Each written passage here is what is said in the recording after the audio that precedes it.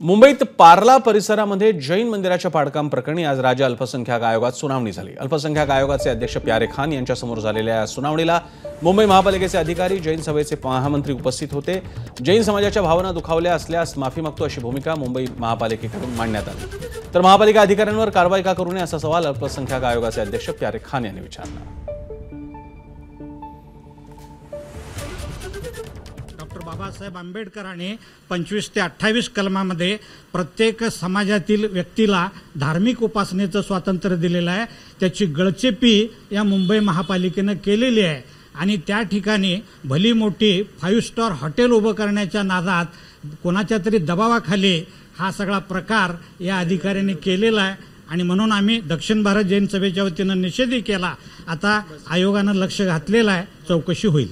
आणि ते ज्यांनी एक चुकी केली आहे, 16 तारीखचा रिपोर्ट आहे, 16 तारीख डिमोलिशन होता, 15 तारखेला साईन झालं, त्यांच्याकडून त्यांना डिटेल मागितलं आहे की आम्ही काय करणार आहे, त्यांना मागितलं तुम्ही कसं काय केलं आणि ते बघणार आहे। जैन समाज अगर देखें तो बहुत समझदार समाज है और कभी भी आपने ऐसा देखे होंगे कि पूरे देश में जैन समाज ने कभी भी कोई वायलेशन नहीं किया है, तो बहुत समझदार है। उसी पर चर्चा हुई हमारी और मैं बताया ना कि आपको हमारे जो वाइस प्रेसिडेंट है श्री देडिया जी ये जाके करेंगे और 2 दिन में डेफिनेटली कोई ना कोई रास्ता जरूर निकल आएगा। तो बीएमसी से भी हमारी बात हुई है, पुलिस से भी बात हुई है और जो मंदिर कमेटी के जो लोग हैं, क्योंकि अभी माननीय हाई कोर्ट ने स्टेटस के लिए रखा है जैसा है वैसा, तो इसमें अभी हम लोग कुछ कर नहीं सकते। अभी जहाँ पे जो स्ट्रक्चर जैसा है वैसा रहेगा, लेकिन कुछ ना कुछ इसमें रास्ता जरूर निकल जाएगा।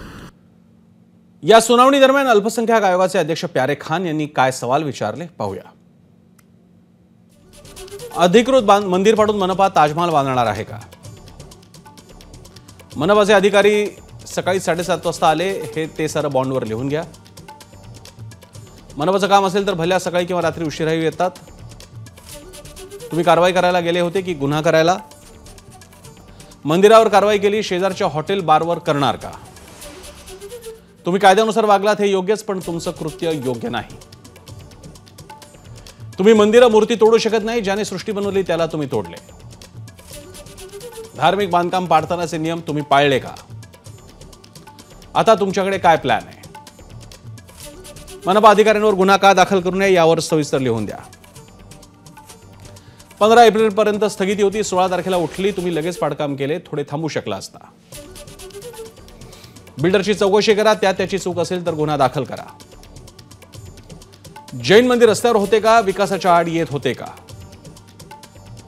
महापालिकेनं पाडण्यापूर्वी विचार करायला हवा होता।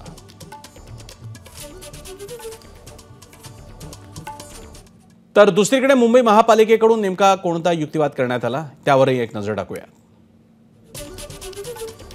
पाडकामाची नोटीस 1 दिवस आधीच देत असतो। मंदिरासंबंधीचा वाद 2005 पासून सुरू आहे।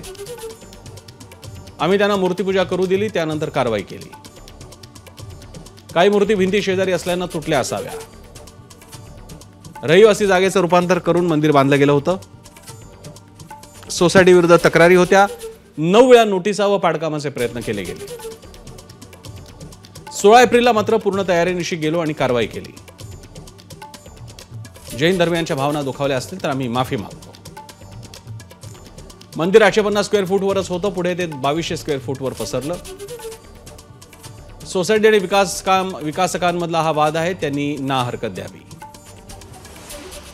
मंदिर नियमित करायचं असेल तर रीतसर अर्ज द्यावा, प्रक्रियेनुसार सर्व काही होईल।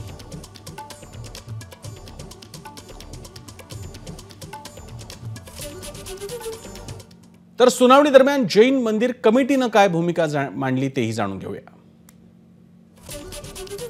सकाळी 7:30 पासूनच मंदिर परिसरात आम्हाला बंदी घातली गेली। आमच्या मूर्ती तोडल्या, ग्रंथ कपाटही काढू दिले नाही। आमच्या महिला खाली पडल्या, त्यांना उचलू दिले नाही। महापालिकेने पैसे घेऊन हे पाडकाम केले आहे। मंदिरावरील कारवाईच्या घटनेचा अपमान, सगळं पूर्वनियोजित होतं। एबीपी माझा, उघडा डोळे बघा नीट।